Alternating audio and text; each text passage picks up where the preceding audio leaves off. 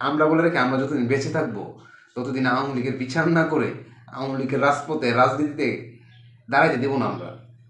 এবং সেটার জন্য এই দেশের তরুণ সমাজকে ঐক্যবদ্ধ করার দায়িত্ব আছে, আমাদের সবারই আছে। হয়তো এখন অনেক বিভেদ আছে, কিন্তু আওয়ামী লীগের প্রশ্নে আমরা যারা রাজপথে পরীক্ষিত ছিলাম আমরা ছাড় দিব না।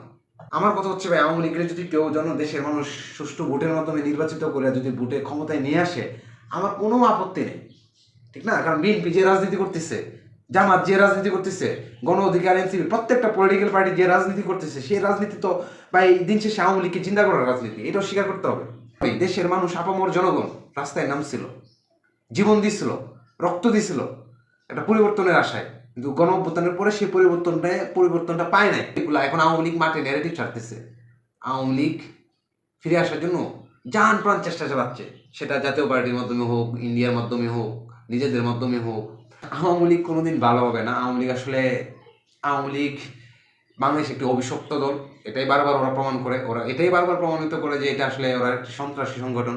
2000 ছাত্র জনতার কে হত্যা করার পর, দীর্ঘ 16 বছর দুঃশাসন কায়েম করার পর, ভোট চুরি করার পর, হাজার হাজার কোটি টাকা লুটপাট করার পর, দেশের পুলিশ বাহিনী থেকে শুরু করে রাষ্ট্রের প্রত্যেকটা অর্গান ধ্বংস করে দেওয়ার পর